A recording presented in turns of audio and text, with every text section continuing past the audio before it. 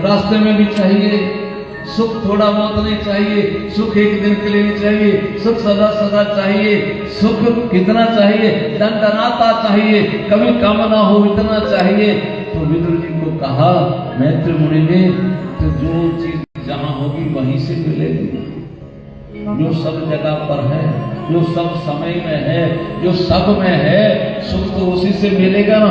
उसके पास तो कोई आए नहीं और सुख की तलाश करे तो कैसे बात बनेगी। अगर सोना चाहिए तो सुनार की दुकान पर ही जाना पड़ेगा, सब्जी की दुकान पे तो फिर वो आलू गोभी मटर टमाटर मिलेंगे। मिलता है सच्चा सुख केवल भगवान तुम्हारे चरणों में, भगवान तुम्हारे चरणों में मिलता है सच्चा सुख केवल भगवान तुम्हारे चरणों में, भगवान तुम्हारे चरणों में। आओ मैं आपको भगवान की कथा सुनाता। उस कथा के बगैर ही मनुष्य व्यथा में है। जब कथा में आ जाता तो व्यथा समाप्त हो जाती है। मनुष्य भगवान ने एक बार सोचा, एक तो हम बहुत श्याम, मैं एक हूं अनेक हो जाऊं, तो उनके शरीर से कमल का फूल प्रकट हुआ। उस फूल के ऊपर ब्रह्मा जी प्रकट हुए। अब सृष्टि का क्रम मैत्र मुनि सुना रहे हैं। ब्रह्मा जी ने चारों तरफ देखा, मुझे किसने बिठाया यहां, और चार मुख हो गए। बहुत समय तक तपस्या की, पूछा क्या चाहिए कि महाराज आज्ञा चाहिए आपकी। कहते सृष्टि बनाओ। सृष्टि कैसे बनाई जाए? जब कुछ नहीं बन पाया तो अपने आप 5 तत्व तैयार करके दिए कि इससे सृष्टि बनाओ। तो ब्रह्मा जी ने तपस्या के पश्चात सबसे पहले अपने शरीर से 4 पुत्रों को जन्म दिया। सनक, सनंदन, सनातन, सनत कुमार। मानसिक पुत्र तैयार हुए। उनको कहा सृष्टि बनाओ। पिताजी हमें नहीं जाना सृष्टि की तरफ, हमें तो भजन में आनंद आता है कि भाई भजन करते समय आपने हमारी कामना की थी, आपका सत्वगुण ही हमारे अंदर विद्यमान है, हम तो भजन में रहेंगे। ब्रह्मा जी को क्रोध आ गया। जब अपने कार्य में सफलता ना मिले तो क्रोध पैदा होता। अब क्रोध में जो सृष्टि पैदा हुई तो उनकी भ्रिकुटी से एक पुरुष प्रकट हो गया। कही पिताश्री इधर सृष्टि बनाओ, तो बड़ी भयानक सृष्टि बन गई। क्रोध में जो चीज मिलती है, क्रोध करके जो चीज मिलती है, वो कभी भी अच्छी लगने वाली नहीं हुआ। गीता जी में प्रभु ने कहा है, अर्जुन ने जब पूछा कि महाराज ना चाहता हुआ प्राणी पाप में प्रवृत्त क्यों होता, तो श्री भगवान ने कहा 2 कारणों से। काम एष, क्रोध एष, रजोगुण समुद्भवः। मनुष्य की कामना ही क्रोध को जन्म देती है। कामना पूर्ति होती जाए तो लोभ पैदा होता है, और कामना पूर्ति में बाधा पैदा हो जाए तो क्रोध पैदा होता है। और यही 2 कारण हैं जो मनुष्य को पाप में प्रवृत्त करते हैं। इनके ऊपर विजय प्राप्त करो। ये सृष्टि नहीं चाहिए, बड़ी भयानक है, भूत प्रेत बंद कर दो, नहीं चाहिए। अब ब्रह्मा जी और फिर व्याकुल हो गए। फिर तब किया, तब करके अब भगवान का स्मरण करते हुए उन्होंने अब देखा कि अपने शरीर के 2 भाग हो गए। एक भाग पुरुष के रूप में स्वयंभू मनु, दूसरे भाग में शत्रुपा के रूप में प्रकट हो गए। पिताजी हमें क्या आ गया, सृष्टि बढ़ाओ। इस सृष्टि तो बढ़ेगी कैसे महाराज, पानी ही पानी, टिकेगी कैसे, टिकाव कहां होगा। तो ब्रह्मा जी ने प्रभु का स्मरण किया। श्री भगवान का वाराह के रूप में अवतार हुआ। वाराह के रूप में अवतार लेकर के अथाह जल में डूबी हुई पृथ्वी को अपनी दाढ़ों के ऊपर विराजमान किया, और वहां मनु और शत्रुपा ने सृष्टि प्रारंभ की। उस सृष्टि में 5 संतानें हैं, 3 कन्याएं हैं, 2 पुत्र हैं। एक कन्या का नाम देवहूति हुआ, उसका विवाह ब्रह्मा जी के शरीर से छाया से प्रकट हुए कर्दम ऋषि के साथ किया। दोनों बहुत समय तक तप करते थे, बड़ा तप में मन लगा। पति और पत्नी दोनों ने तप किया। कर्दम जी ने बहुत समय तप किया था। श्री भगवान ने वरदान दिया था कि आपके घर में मैं पुत्र बन करके आऊंगा। आज कर्दम जी ने पूछा, देवी आप राजा की पुत्री, मेरे पास आकर के आपने हर प्रकार का सुख छोड़ दिया, सिर्फ मेरे भजन में आपने सहयोग किया। आप मेरी धर्म पत्नी, जिसका नाम इंग्लिश में वाइफ कहा जाता है, पता नहीं कहां से आया, पर धर्म पत्नी जिसके शब्द जिसका अर्थ होता है धर्म कर्म करने के लिए प्राप्त की जा रही। दूसरा अर्थ है धर्म कर्म करने के लिए प्राप्त की जा रही। तीसरा अर्थ होता है जिसका पालन रक्षण करना अब मेरा धर्म है, वो धर्म पत्नी कहलाती है। इंग्लिश में जो वाइफ शब्द आया है, ऐसा सुना है। लोगों से पूछा कि भाई इसमें आपने 4 स्पेलिंग लगाए हैं, WIFE, क्यों भाई? कहते बड़ा सोच के लगाए। क्या क्या सोचा आपने? कहते हमने W सोच के लगाया था वरीज में से। वरीज मैंने आई कहां से लिया? कहते हैं इनवाइट से, इनवाइट से आई लिया। और मैंने F कहां से लिया? कहते हैं फार से लिया। मैंने E कह लेंगे एवर से लिया, एवर से ई लेकर के हमने एक शब्द बनाया, बुरा भी न लगे किसी को। अगर 4 शब्द इकट्ठे बोले जाएं, वरीज इनवाइट फॉर एवर, तो किसी को भी बुरा लग सकता है। वाइफ बोला जाए तो अपना काम भी हो जाता है और काम भी हो जाता है। मैंने मतलब क्या कहना चाहते हो? कहते वरीज इनवाइट्स फॉर एवर, जो हमेशा मुसीबत लेकर के आए उसका नाम वाइफ होता है। बोलिए कृष्ण कन्हैया लाल की जय। हमारा सनातन धर्म ये कहना चाहता है कि धर्म पत्नी वो जो अपने पति को धर्म के प्रति प्रेरित करे। जब माननीय श्री मंगलदास जी ने कहा कि कथा आपने करनी है, ऐसा हम सोच रहे हैं, उनका बड़ी अच्छी बात है। उसके बाद मिले खन्ना साहब, आ रहे हो फिर दिल्ली? कहो आज्ञा तो हुई है। अभी मंगलदास जी ने कहा महाराज जी से तो अभी कोई बात नहीं हुई। ये बहुत अच्छी गल है, आप आओ। तो बेटी ने करानी कथा। बोलो शंकर भगवान की, बोले भगवंतराम भगवान की। बेटी ने अपने पतिदेव को कहा होगा, स्वामी मेरे फादर इन लॉ ने एक दिन पूजा कथा कराई थी, मेरे मन में भी है कि इस बार हम 7 दिन ही करा लें। कहा ऐसी बात है तो मैं कि मेरे भाई भी बैठेंगे, मेरे भाभी भी बैठेंगे, सारे बच्चे परिवार सारा बैठेंगे। क्या है? धर्म पत्नी धर्म के प्रति प्रेरित करती है, जिससे मेरे पति का धर्म बढ़े। आज एकादशी है, चलो हम ठाकुर की पूजा करें, चलो वृंदावन जाकर के इस बार गोवर्धन जी की परिक्रमा करके आए। बिजनेस बहुत है इस वेले, फुर्सत है नहीं जरा भी। कोई नहीं, आप ठाकुर जी के साथ लगेंगे ना तो आपको कुछ करना भी नहीं पड़ेगा, काम अपने आप ही ऊपर से ऊपर जाता रहेगा। ठाकुर के चरणों में बड़ा कुछ। चलो आप कहते तो तेरा दिल रखने के लिए चल पड़ते हैं। एक बार गया, फिर सोचते रहे तो दोबारा कब बोल गए। जब महीना 2 महीने हो गए, आनंद आया। जब महीना 2 महीने हो जाते, एक बारी जाना सी वृंदावन, जाना तो है, इस बार भी जाएंगे। तो बाद में क्या जाना है, मेरी इच्छा है कि उस बार बड़ा आनंद आया था, इस बार फिर चलते हैं। ये बहुत अच्छी बात है, ये लगन लग गई।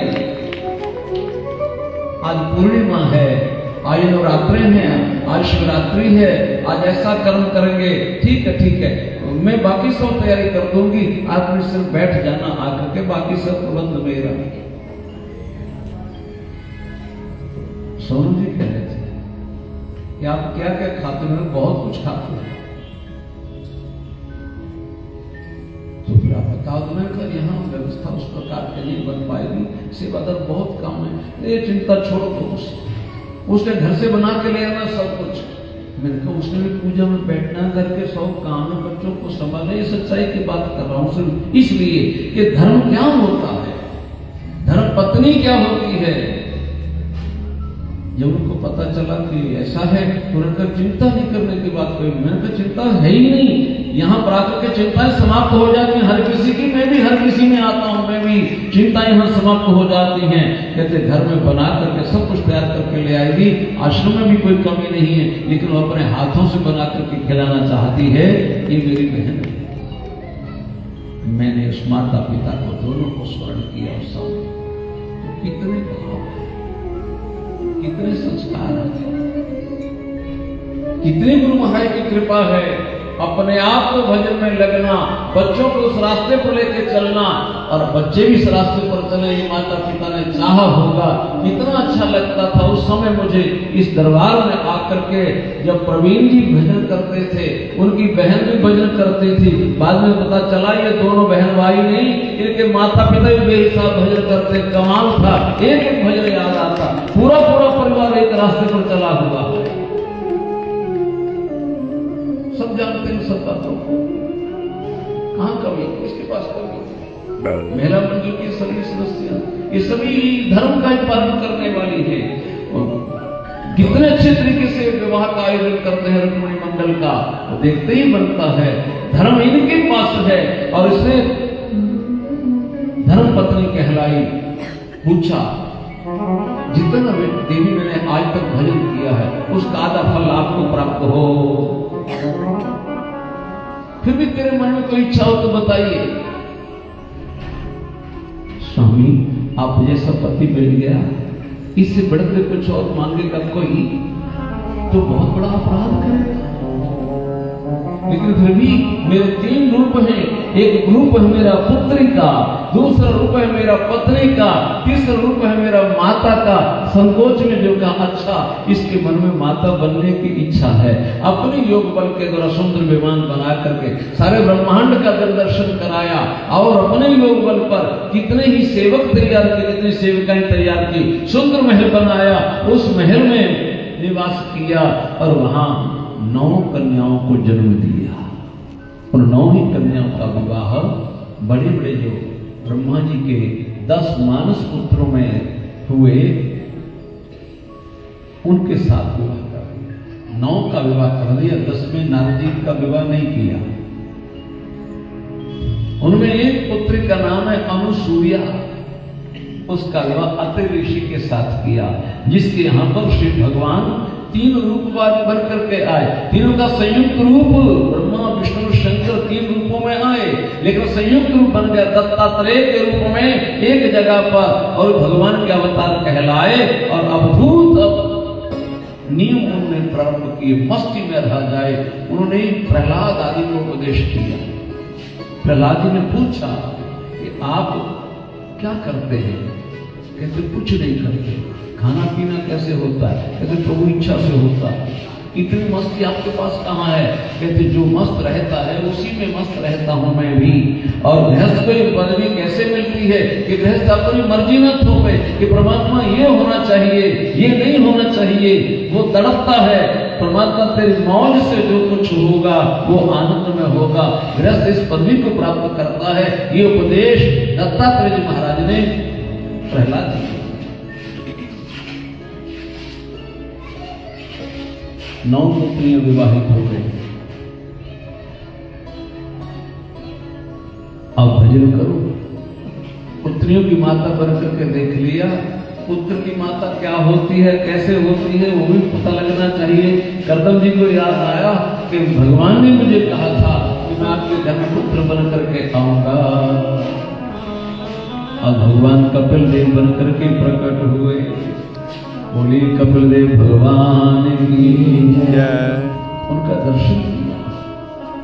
भगवान पुत्र भी बन करके आ गए, फिर भी उसमें अपनी ममता नहीं रखी। ये करदम जी का चित्र है। बिल्कुल कोई ममता नहीं।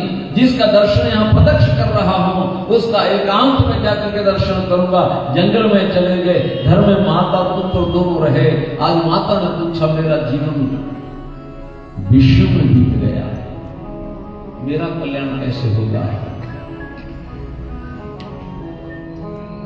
श्री कपिल देव जी ने जो ज्ञान प्रदान किया उसका नाम है सांख्य योग। माता जी कल्याण किसका करना चाहते हो? आप हो कौन, पहचानो तो सही। ये शरीर है माता जी, ये शरीर 5 चीजों का बना है, मिट्टी, पानी, अग्नि, वायु और आकाश। अरे पांचों की 5 परमात्माएं हैं माता जी, रूप, रस, गंध, शब्द और स्पर्श। इस प्रकार ये 10 चीजें हुई। 5 कर्म इंद्रियां शरीर में माता जी लगी हैं, 5 ज्ञानेंद्रियां हैं, चीजें हो गई 20 और 4 अंतःकरण की चीजें लगी हैं माता जी। ये सब चीजें तो 20 के 20 समझ में आ जाती हैं। जो अंतःकरण की 4 चीजें हैं उनमें एक है मन, एक है बुद्धि, एक है चित्त, एक है अहम। ये खोजने से पता चलता है। इन 24 तत्वों को चलाने वाली आत्मा अंदर बैठी हुई है। उस आत्मा के द्वारा ही ये 24 तत्व अपना अपना काम करते हैं। माता जी जन्म और मरण शरीरों के हुआ करते हैं और इस शरीर का कल्याण चाहते हो कि आत्म कल्याण चाहते हो? आत्म कल्याण करने के लिए अपने मन को ठीक रखना पड़ता है।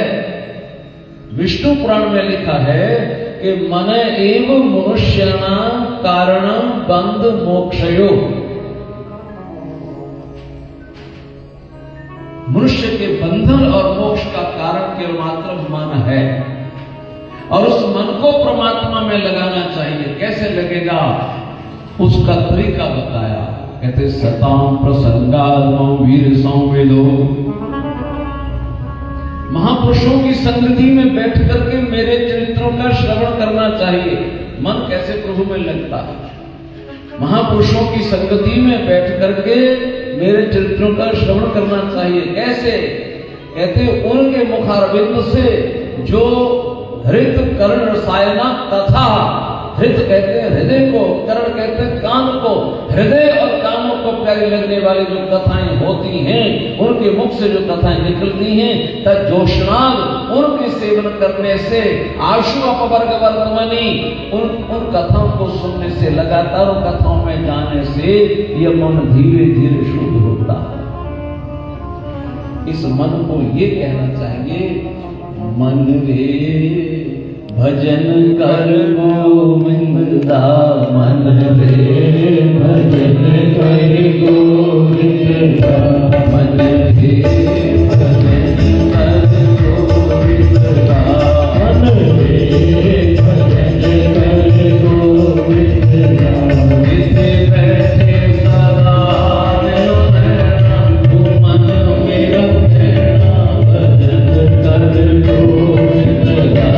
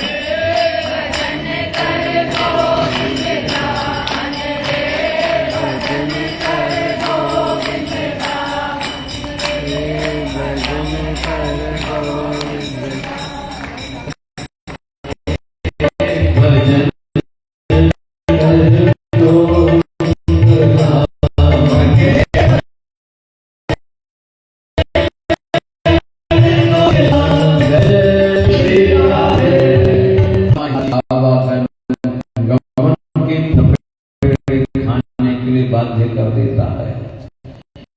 बिगड़े हुए मन को नाना प्रकार की योनि में जाना पड़ता है और जब आता है तो गर्भ के दुख को झेलता है। सुख और दुख सिर्फ मन को होते हैं। बड़ा है वहां पूरा दर्शन कराया यहां पर। चरण ऊपर को है, सिर नीचे को है, हाथ जुड़े हुए हैं, मुंह बंद है, आंखें बंद हैं। अनुभव करने वाला चेतन अंदर विद्यमान है। माता की नाभि के साथ एक नली तैयार हो जाती है।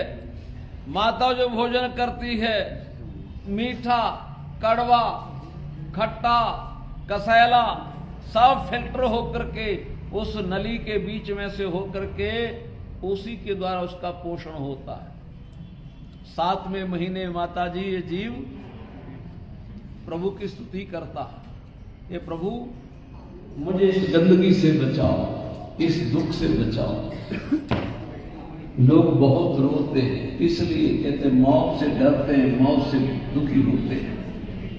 दुख बहुत है, संसार के दुखों का कोई ठिकाना नहीं, कोई ठिकाना नहीं। लेकिन संतों को पूछा तो उन्होंने कहा दुख दो ही हैं सिर्फ। कौन कौन? एक जन्म का दुख है, एक मरण का दुख है।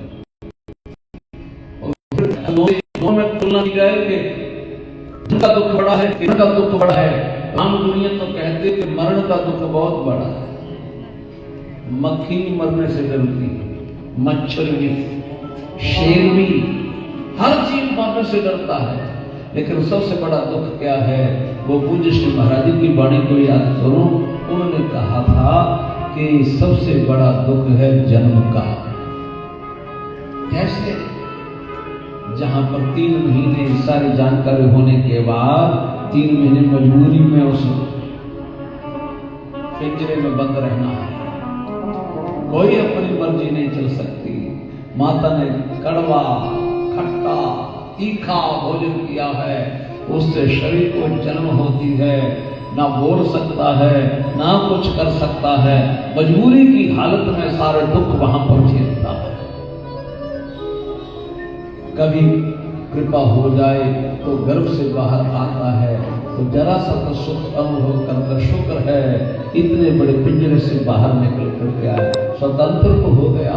अंग हिलाने में समर्थ नहीं, अब कम से कम अपने अंग तो अपनी मर्जी से हिला सकता हूं। लेकिन उस समय में दुखी रहता है क्योंकि अपनी बात किसी को बता नहीं सकता।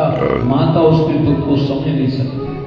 कभी भूख लगती है तो माता समझी पेट में दर्द है, पेट में दर्द होती तो माता समझी भूख लगी है, और विपरीत हो जाता उसके लिए तो फिर वहां पर वो रोता है। फिर कुछ बड़ा होता है, सारा वर्णन है, कुछ बड़ा होता है तो उसे फिर शैशव के दुखों को भोगना पड़ता है। उसका पढ़ाई में मन नहीं लगता, फिर स्कूल में पढ़ा करते जाते तरस आता दूसरे बच्चा रोता जा रहा है। एक स्कूल में मुझे जाने का मौका मिला, अभी छोटे छोटे बच्चों को दाखिल कर रहे थे। पूजा कराई, हवन कराए, जब आने लगा तो मैंने साहब ने कहा जी पलट देखना। पलट क्या होता है? बहुत रोने को पलट बोलते हैं। पलट देखना क्या होता है? कहा तो सही।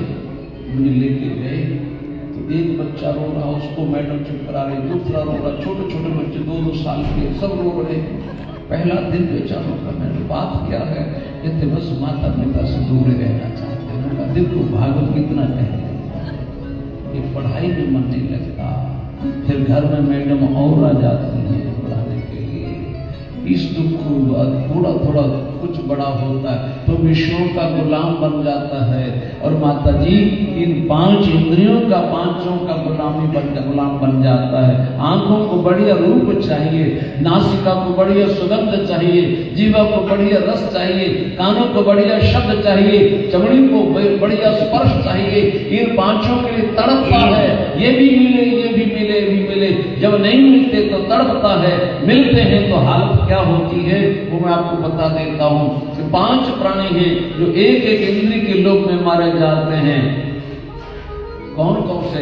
कुरंग, मातंग, पतंग, भृंग, मीना, हता पंच भीरे पंच। एक कहते हैं कुरंग को, कुरंग कहते हैं हिरण को। हिरण कितना प्यारा जीव, उसके नेत्र देखो, उसकी चंचलता देखो, उसका दौड़ना देखो। तो लेकिन वो गुलाम है किसका? शब्द का। वीणा बजाते हैं उसके सामने, वो इतना मस्त हो जाता, दौड़ना भूल जाता है और एकदम पिंजरे में बंद हो जाता है। पकड़ने वाले पकड़ लेते। अगर कानों का लोभ ना करे तो इस हिरण को पकड़ा नहीं जा सकता।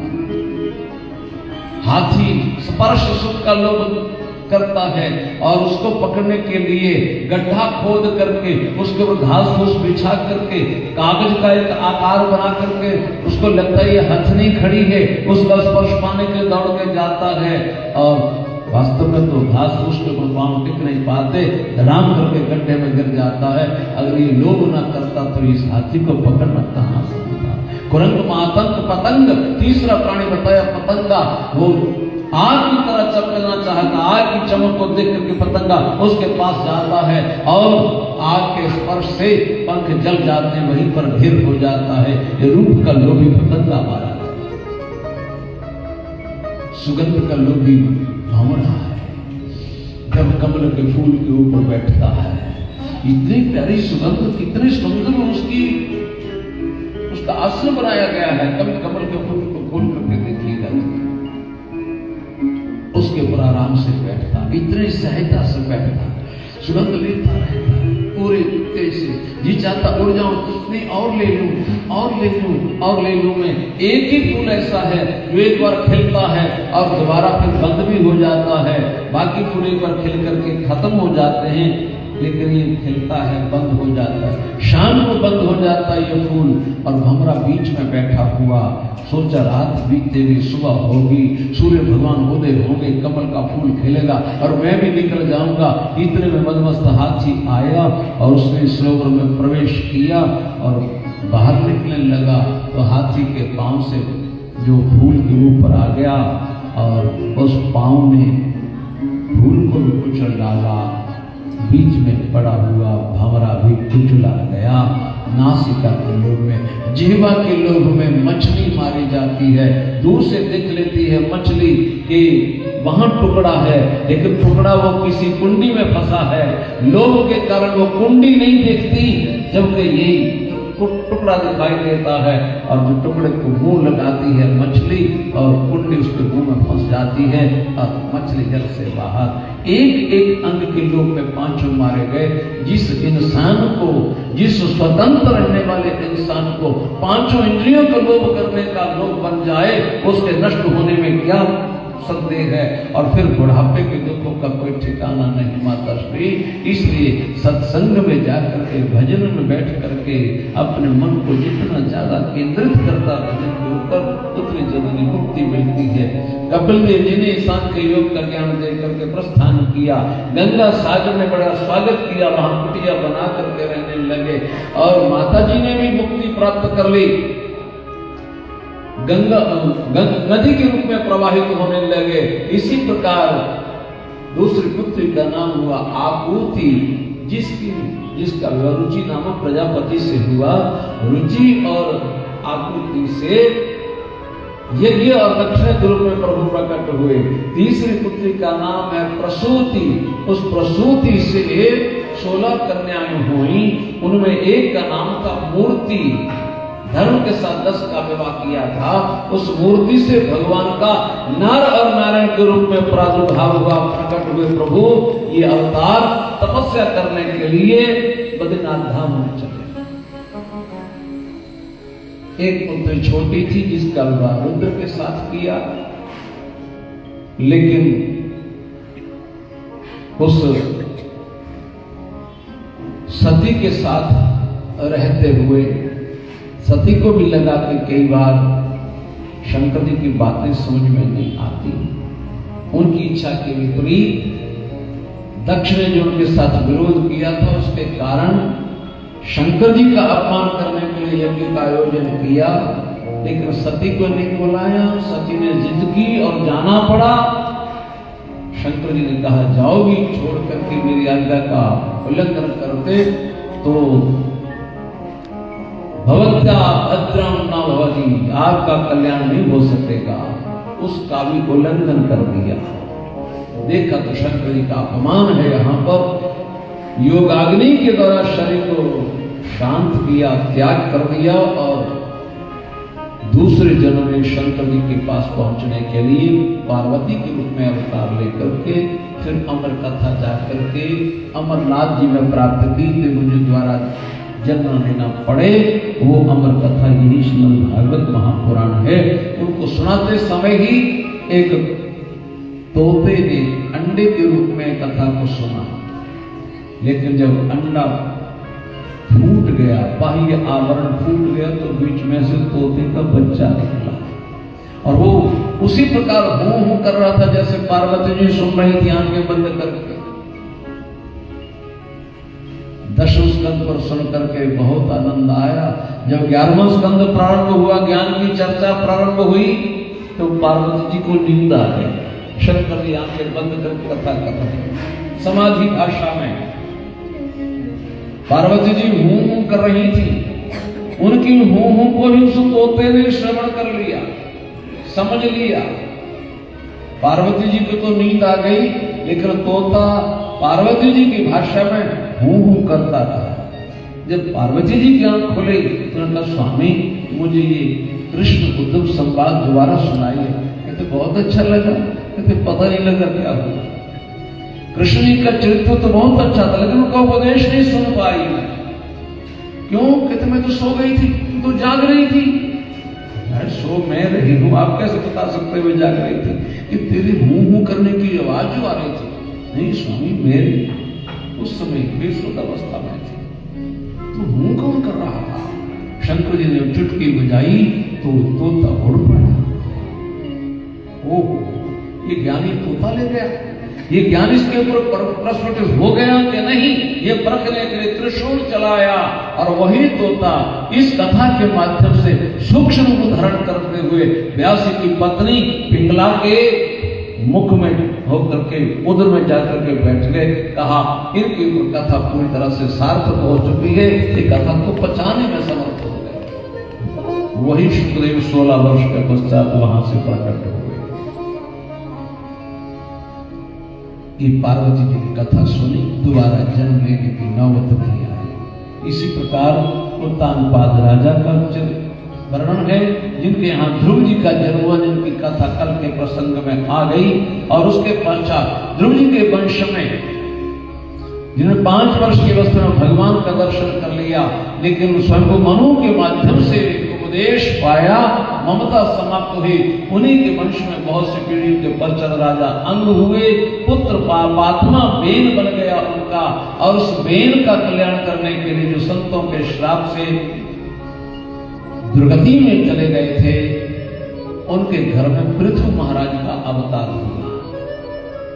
उन पृथु जी ने सारे लोगों को कर्मठ बनाया। जब भगवान की सेवा करने लगे, 99 यज्ञ कर दिए, प्रभु प्रकट हो गए तो कहा वरदान मांगो, आपके इस कर्म से मैं बहुत प्रसन्न हूं। सब लोगों को आपने भक्ति परायण बनाया है।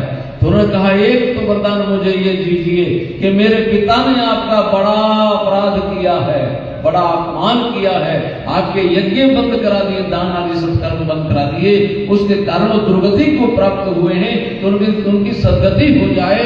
तो पृथु जी महाराज ने अपने पिता का कल्याण किया और पुत्र नाम सार्थक कराया।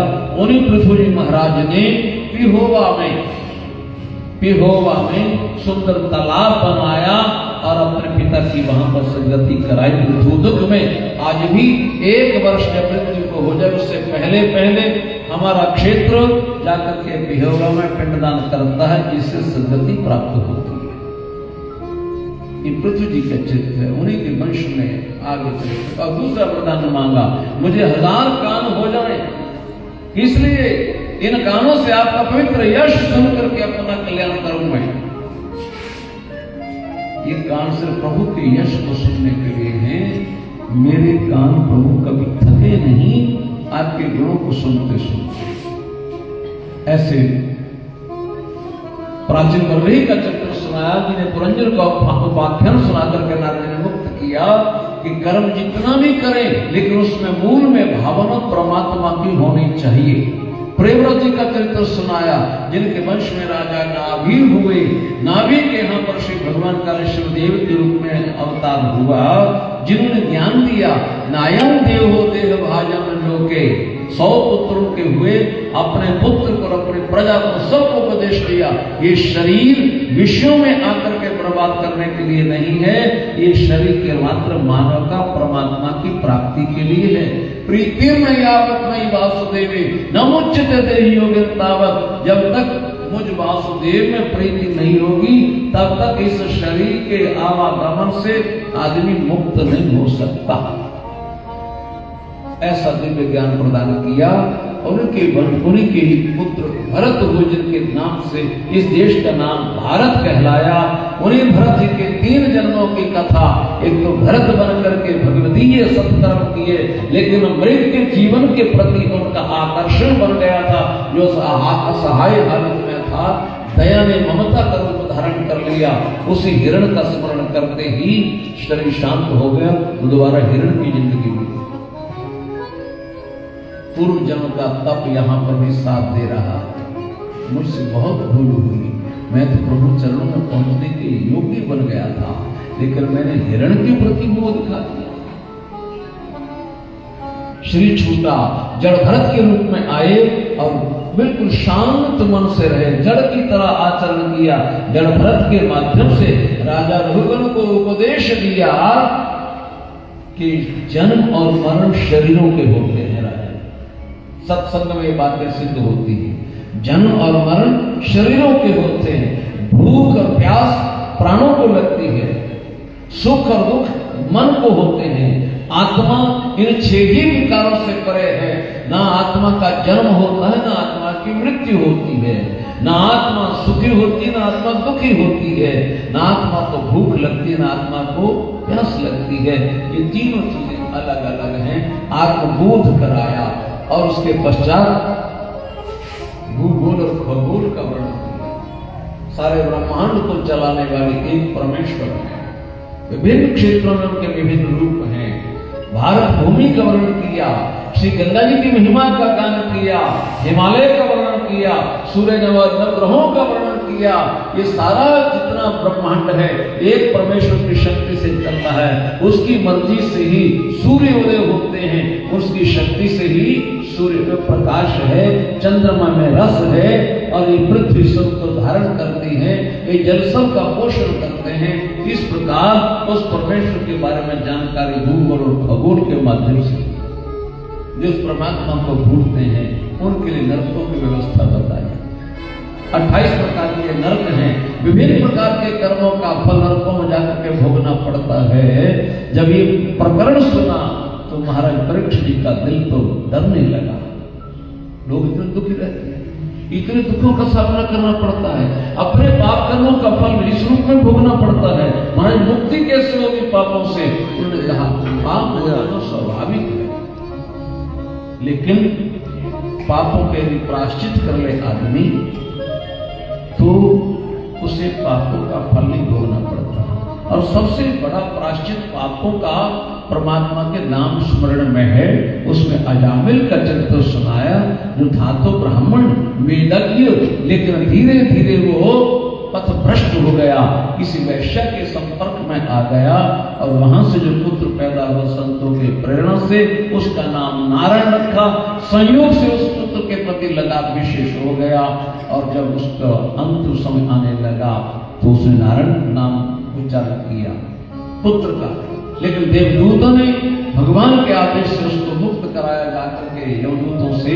और धर्मराज ने अपने दूतों को कहा, नहीं वो आने तो वो दूता हरिनाम स्मरण नरम, हे दूतों हरिनाम स्मरण करने वाले को मेरे पास मत लेके आना।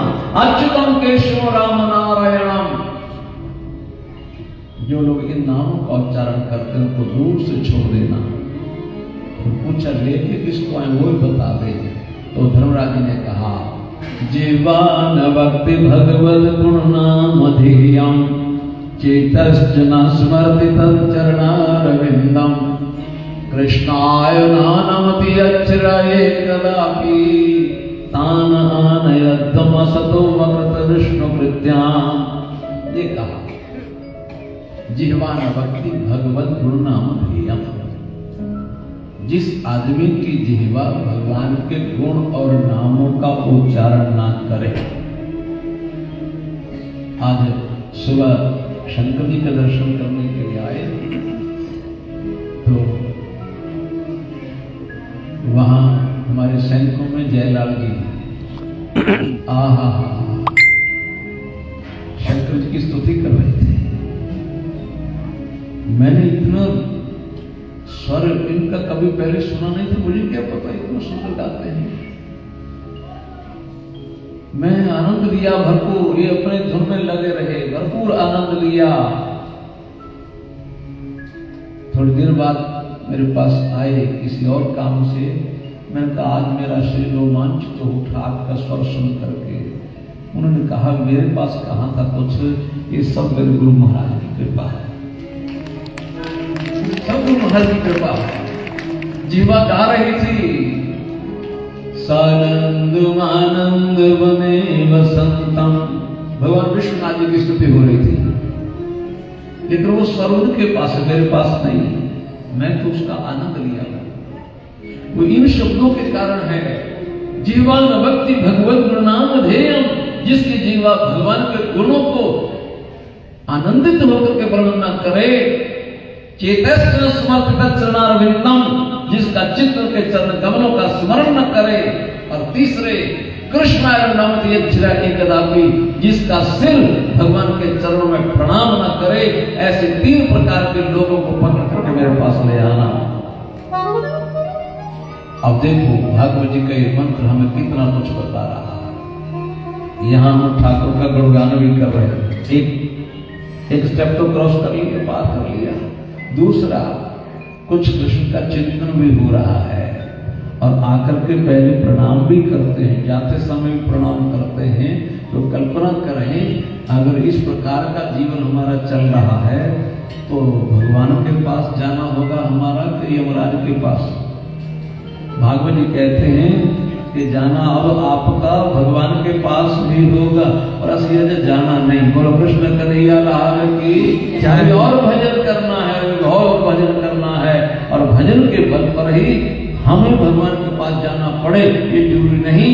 भजन के बल पर भगवान खुद आकर के जीव को प्राप्त करने के लिए पहुंच जाते हैं, आते हैं। और इस चरित्र को जो श्रवण करते तो प्रभु चरणों के प्रति अनुराग हो जाता है। आज की कथा यहाँ विराम लेती है।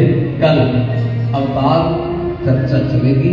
श्री भगवान के अन्य अवतारों के प्रति, कैसे वाराह का अवतार हुआ, कैसे नृसिंह अवतार हुआ, कैसे परशुराम जी प्रकट हुए, कैसे श्री राम जी प्रकट हुए, कैसे व्यास जी आए हैं, कैसे प्रभु मत्स्य बन करके, कैसे कछुआ बन करके, कैसे मोहिनी बन करके प्रकट हुए हैं। इन सब पावन चरित्रों के साथ श्री भगवान कृष्ण जी का, बलराम जी का प्रादुर्भाव का समय होगा, कल अवतार का समय होगा। आप सभी खूब प्रयोग से आइएगा और कल की कथा में भगवान का आनंद लेंगे। आज की कथा विराम लेती है। जय श्री राम। बोले सदगुरुदेव भगवान की, बोले भागवत भगवान की, बोले कृष्ण कन्हैया लाल की, बोले व्यास जी महाराज की। लग रही है भूख, जयकारे की आवाज इतनी जोर से आ रही है कि माइक ठंडा पड़ गया। बोलो वृंदावन बिहारी लाल की, बोलो कृष्ण कन्हैया लाल की। कल मिलेंगे भगवान, बता रहे हैं ना सब जन्म होंगे कल कृष्ण कन्हैया लाल का। कल बृहस्पतिवार भी है, हम कोशिश करेंगे इतने सारे अवतारों की कथा सुनने को मिलेगी तो सब पीले पीले वस्त्र आप वैसे ही माताएं बहनें ही हमको सिखाती कि वीरवार को पीला पाना है। तो कल को भी हम भगवान कृष्ण जन्म का, तो सब आप लोग कोशिश कीजिएगा, कोई डिमांड नहीं है हमारी, कोशिश कीजिएगा सज सज के आए हम लोग और पीले पीले वस्त्र पहन के आए। बोलो कृष्ण कन्हैया लाल की जय, वृंदावन बिहारी लाल की जय। अभी कुछ सज्जन मेरे पास आए थे, लंगर के लिए पूछ रहे थे कि लंगर का क्या कार्यक्रम है, तो उनको बताया मैं लंगर तो बाबा रुद्रू का लंगर है, सदाबहार चलता रहता है। तो सहयोग करना चाह रहे थे, उनको मेरी विनती है कि अगर आप सामान की इच्छा करके आए तो बेशक आपका स्वागत है, अन्यथा सामने फौजी भैया हमारे परमार जी बैठे हैं और कृष्ण चंद जी बैठे हैं रसीद बुक लेके। आप जिन्होंने जिनका मन है या लंगर कराने का, बड़ी उनका स्वागत है, आप मन से कराइए, पर्ची भी कटा सकते हैं आप लंगर के लिए, जो भी जिसका भी जैसा मन हो। ये इसलिए अनाउंस कर रहा हूँ, मैं मांग नहीं रहा, रुद्रो आश्रम में हमारी तरफ से कोई किसी की कोई मांग नहीं होती है। हर प्रतिदिन यहाँ लंगर होता है, अब रविवार को तो माताएं बहनें आती हैं, जानते हैं आप कि खूब बड़ा लंगर होता है। लेकिन जिस किसी का भी मन है इसका लंगर कराने का कर रहा है, वो सामान देना चाहे तो भी स्वागत है, अन्यथा धन राशि जो देना चाहे इसके बाबत जितना भी वो पर्चे करा सकते हैं। बोल सतगुरुदेव महाराज की। एक बंद का छोटा सा भजन गाएंगे, उसके बाद फिर आरती होगी। ब्रिज के नंद लाला राधा जी के सावरिया, सब दुख दूर हुए जब तेरो नाम लिया। ब्रिज के नंद लाला राधा जी के सावरिया, सब दुख दूर हुए जब तेरो नाम लिया। ब्रिज के राधा जी के सावरिया, सब दुख दूर हुए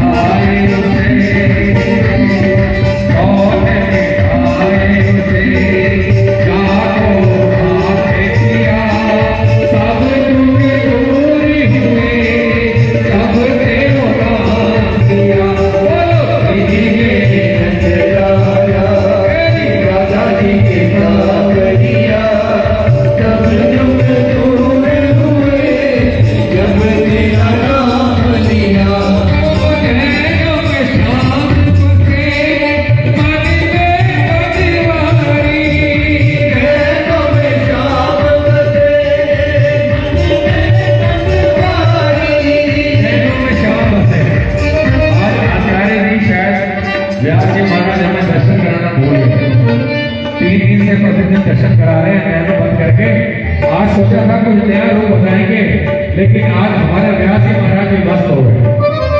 ये एक आपकी विशेषता है कि 2 मिनट लगाते हैं आप और आंखें बंद करके हमें प्रभु का दर्शन कराते हैं। जागी रही भावना जैसी प्रभु मूर्त देख पावई कैसी। कोई कैसा रूप देखता होगा आपके कहने से, कोई कैसा रूप देखता होगा। तो चलो नैन बंद करके ओ नैनों में शाम बसे मन में मनमानी, नैनों में शाम बसे मन में मनमानी। ओ तुझ बिसराए गई मुरली की धुन प्यारी, तुझ बिसराए गई मुरली की धुन प्यारी, मुरली की धुन प्यारी। राधे मधुबन बोलिए राधे राधे। ओ मने मधुबन में रास रचाए रसिया, सब दुख दूर हुए जब तेरो नाम लिया। बोलो लाला राधा नित्य सावरिया, सब दुख दूर हुए जब तेरो नाम लिया। मेरे सब दुख दूर हुए जब तेरो नाम लिया। राधे राधे राधे राधे ओ श्याम राधे राधे राधे राधे ओ मोहन राधे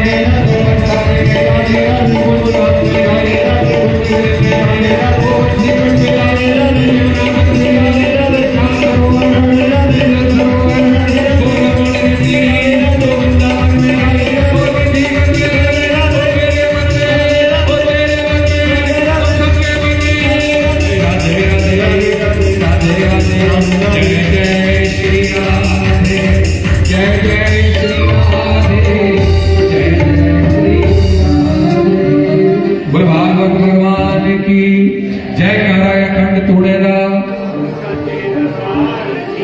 अभी बताया कि कितना महत्व है कथा सुनने का, और सबसे बड़ा महत्व गुरु चरणों में। पूरे संसार में, पूरे विश्व में एक यही आश्रम, दिल्ली आपका अपना आश्रम ऐसा है जहां बाबा रुद्रानाथ जी का साक्षात विग्रह है। अमर योगी बाबा रुद्रानाथ जी का। बाकी अखंड दोना है, अमलैंड में है, हमारे ऊना डेरे में है, हरिद्वार में गंगा नदी है। पर इस मंत्र की विशेषता, शंकर जी और राम जी आमने सामने बैठे हैं। आप सब जानते हैं कि रामायण तुलसीदास ने लिखी शंकर जी के मुख से। पूरे विश्व में यही स्थान ऐसा है जहां शंकर जी और राम जी आमने सामने हैं। जिस चीज को भगवान ने बुलाया, आप यहाँ आते हैं, कथा सुनते चले जाते हैं। मेरी विनती है, अगर मन करे तो ऊपर जाके माथा भी टेक के आया कीजिए, आते समय या जाते समय। लंगर करने के बाद भी आप जा सकते हैं, लेकिन ऊपर जाके माथा अवश्य टेका कीजिए। बोलो वृंदावन बिहारी लाल की।